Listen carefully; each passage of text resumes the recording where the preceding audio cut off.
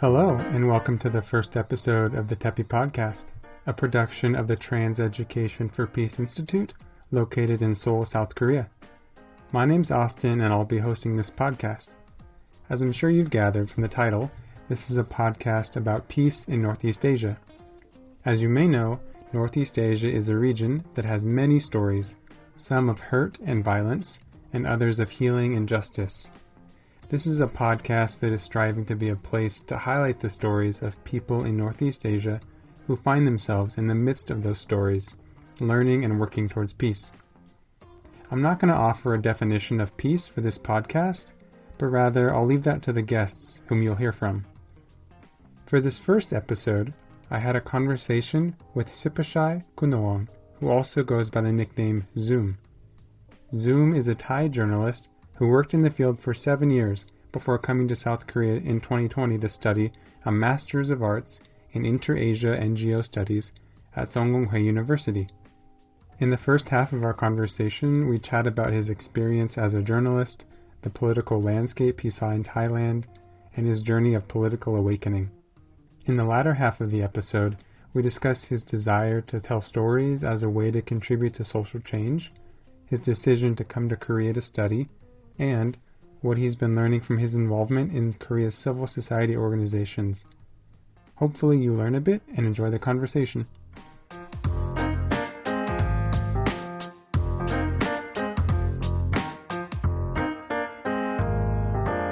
Zoom, thanks for coming on the podcast today. You are our first guest on the TEPI Podcast, so it's a real pleasure to have you here. It's an honor to be here. Thank you for inviting me. Oh, of course. Thank you for accepting. So I want to go ahead and jump right in with the questions. So as some of the listeners might not know, you're from Thailand, but you're living and studying in Korea right now. But Before we talk about what you're doing in Korea, can you tell us a little bit about the work you did with media and journalism before you came to Korea? Sure. So for the past 7 years, I've been working as a journalist for several outlets, for the domestic news agency and international news agency like the BBC Thai and AFP, which is a French news agency. So I've been covering a broad range of topics like politics, conflicts, social issues, cultures, and arts and whatnot. And because right now journalism is quite fluid, so journalists have to know different skills. So I was a multimedia journalist as well. I produce video, I write, I pretty much do everything. You have to be able to do everything these days. You're a jack of all trades. But it's very, very tiring. I'm sure. So how did you originally get involved with media and journalism? So I studied journalism in university in Bangkok. Yeah. Why did you choose that? Yeah, I mean, I didn't really plan to become a journalist, actually. I was more into, different type of media, like entertainment. I was into music and stuff. But anyway, so I enrolled in journalism, and then, the professor taught me different skills. At the time, the digital media was kind of booming in Thailand. And so we were taught how to shoot, how to write, all these sort of skills. So, and I fell in love with, video producing, like videography. And then I went on to produce some kind of like mini documentary when I was a student, and I kind of really liked it. Something about editing, moving pictures, and kind of weaving the stories. I find it very challenging and very fun. And then one of my professors in class, he kind of challenged the class that at the time, Thailand also had a military coup and a lot of political crisis, a big polarization between conservatives and progressives and whatnot. So he challenged the class that journalists or journalism can kind of provide a light bulb for the society and something like that. And he was political columnist as well in Thailand. So I started reading his work and following his job. And then I thought to myself, well, yeah, I mean, I wanted to contribute something to the society at the time. So that professor was a big influence on you, a big inspiration. Yeah, actually. I was not really into politics, to be honest. I was more like arts and performing and something like that. But I think that professor and also what we've learned during the program kind of like make me discover the part of me that has not been explored before, because I found out that I was kind of very curious about things, like the things around me, about myself, about the society, about, culture, how it came to be, something like that. So when I was studying, I managed to produce some journalistic works.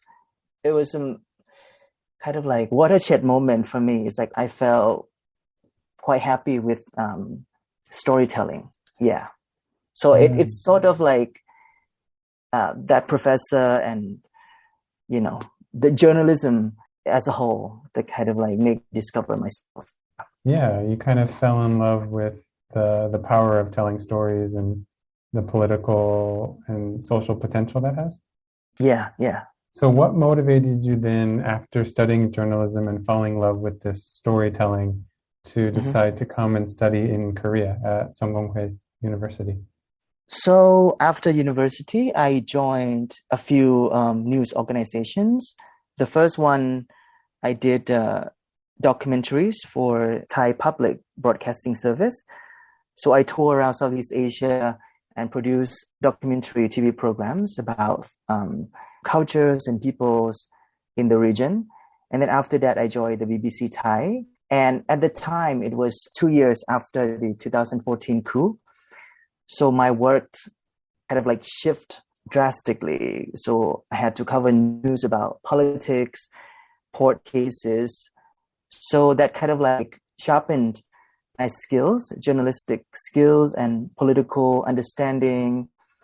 And after that, I joined AFP. There, I got to cover a lot of like news, like daily news, features, politics, security issues, insurgency, drugs, art, anything. So it was like, at some point, I feel like I've kind of mastered this like multi-storytelling skill.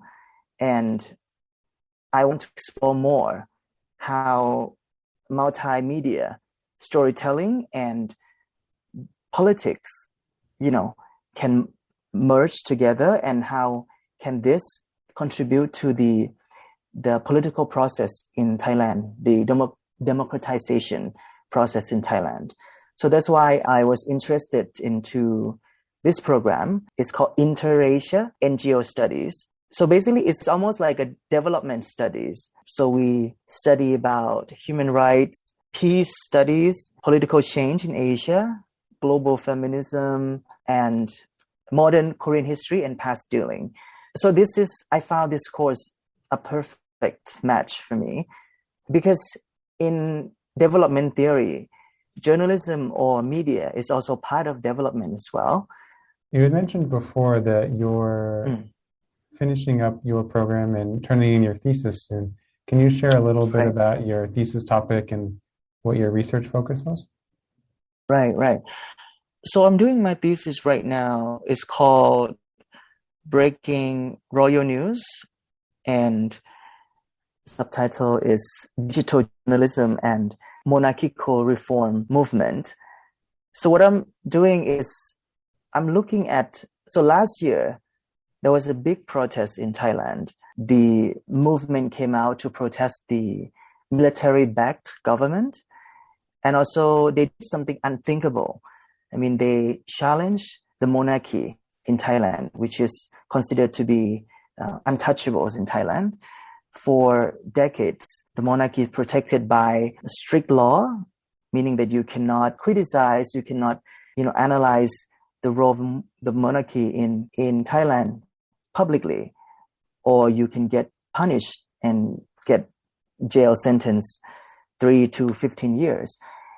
But last year, the movement pushed this boundary with their tactics. They issued demands for monarchy reform. And then the media, as the media is the one who has to report what's going on in their society, it was a watershed moment for Thai media, because they had to kind of like negotiate with the traditional role of the media, which is not to produce anything critical of the monarchy.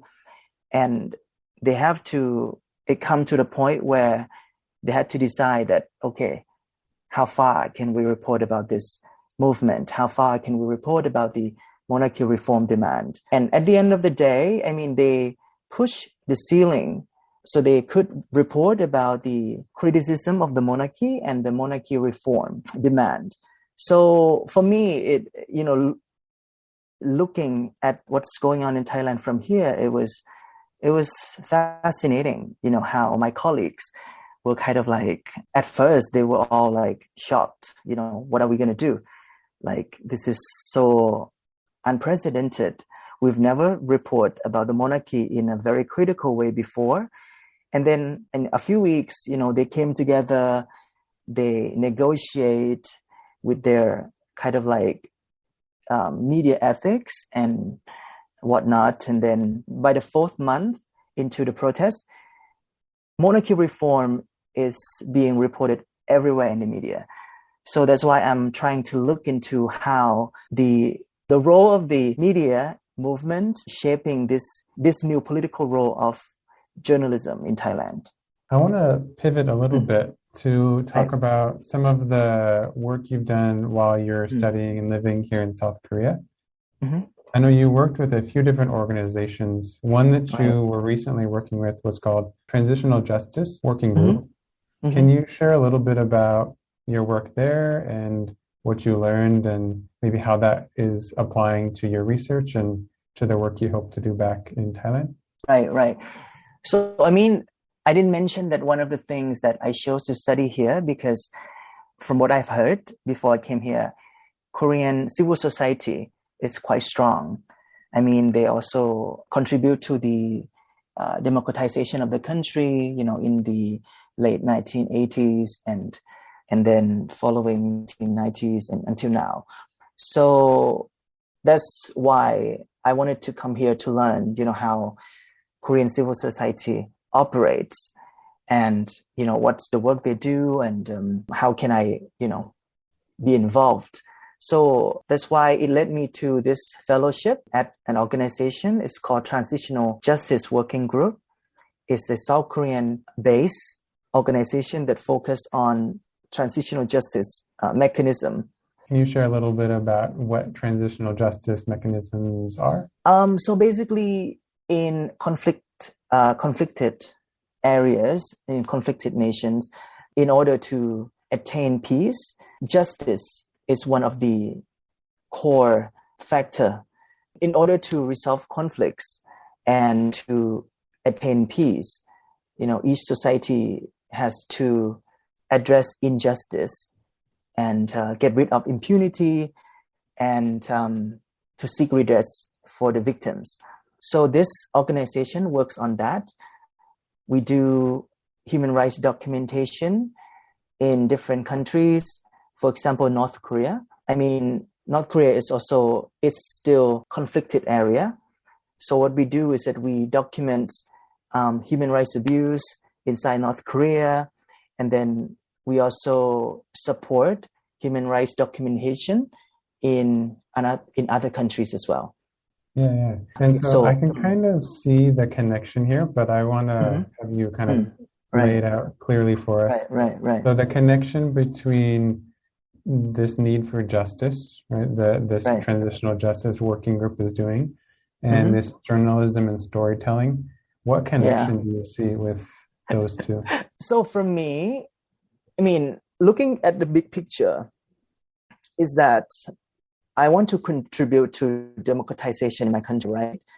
So I started off with storytelling and journalism, but then I kind of morphed into kind of like look into journalism and storytelling as kind of civil society works, how, so that I can broad this field or what I do into kind of like more meaningful way, you can say, like more meaningful way, how journalism can contribute more, how journalism can organize people, or how journalism can counter hegemony, and not just a mirror to what's happening in the society, what journalism can do more.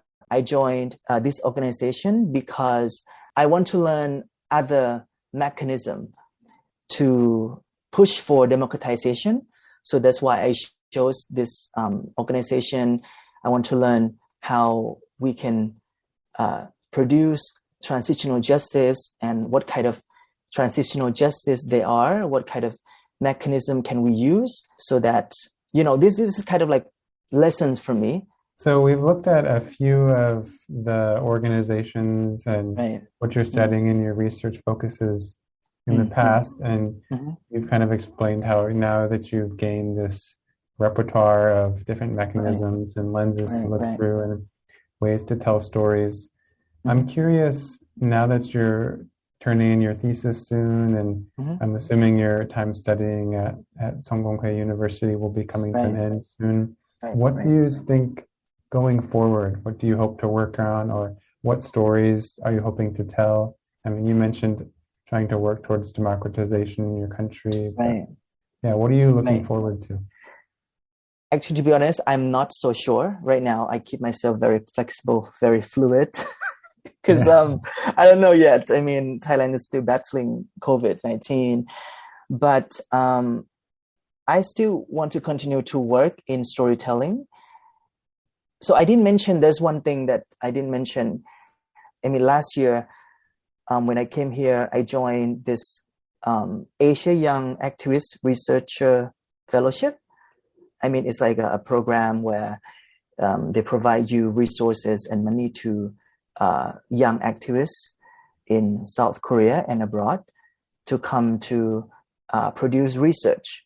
So what I did was that I wanted to test how storytelling can do more.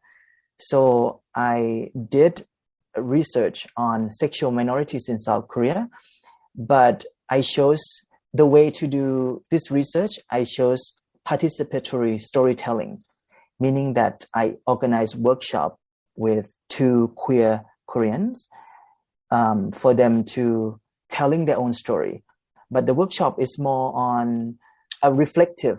I wanted them to reflect on their story, how their struggles and oppression, LGBT oppression in South Korea intersects with other things like religion, politics, their own lives, and something like that, to kind of like have them produce their own materials for storytelling.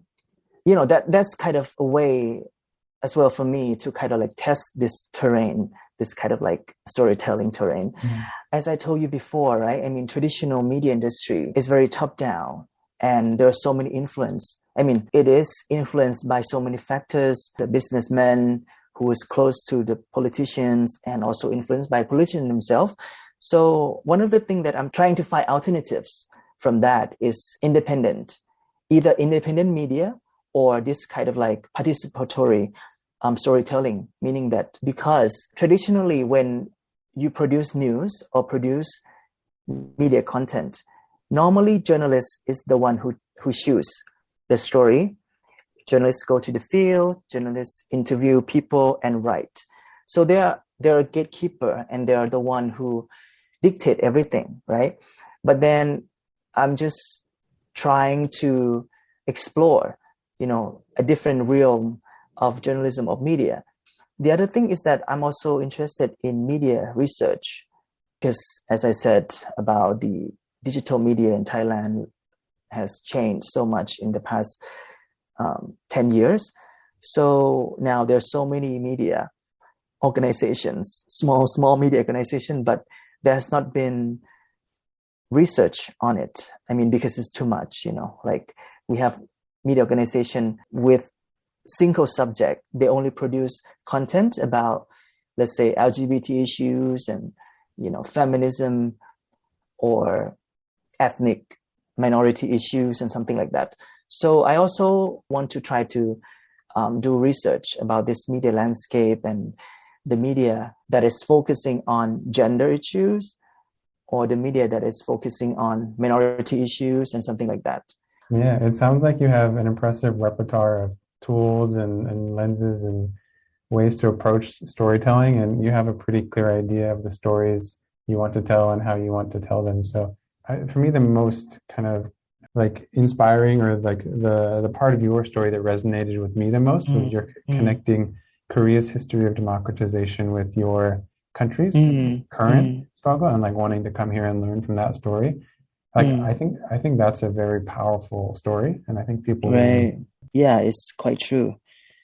I mean, the civil society work is very vibrant here, very active. So I learned so much and kind of opened my view too, because, like when, and it's so special to me, I think, because you're learning from a very Asian, Korean, like a particular context, rather than you're learning democratization or the work of civil society from Western perspective. You know what I mean? Like, seems as if like we are in Asian countries, or each society can have their own path.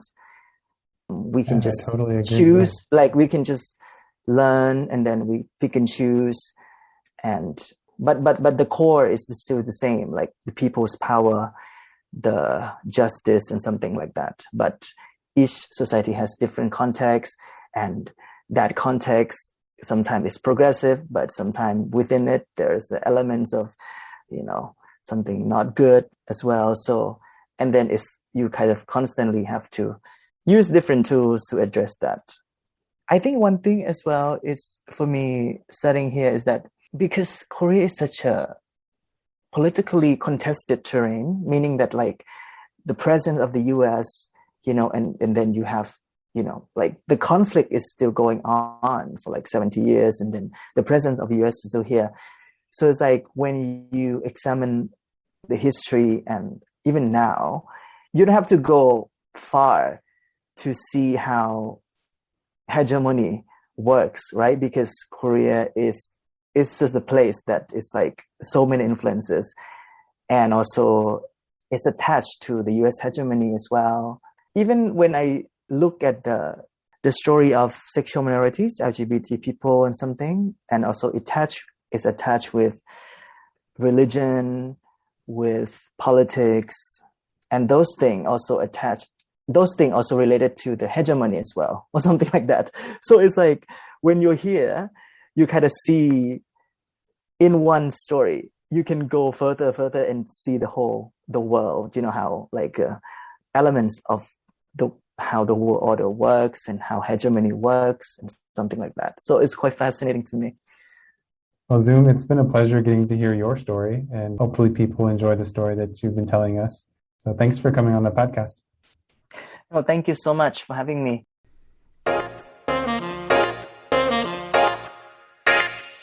So that was Zoom, sharing a bit of his journey as a journalist, storyteller, and student. Hopefully you were able to glean some insights from him that allow you to reflect on the context that you find yourself in, whether it be in Northeast Asia or beyond. If you enjoyed this episode, then go ahead and subscribe and leave a comment. That's it for this episode. I'll talk to you in the next one with another guest sharing about the work they do and their perspective on peace in Northeast Asia.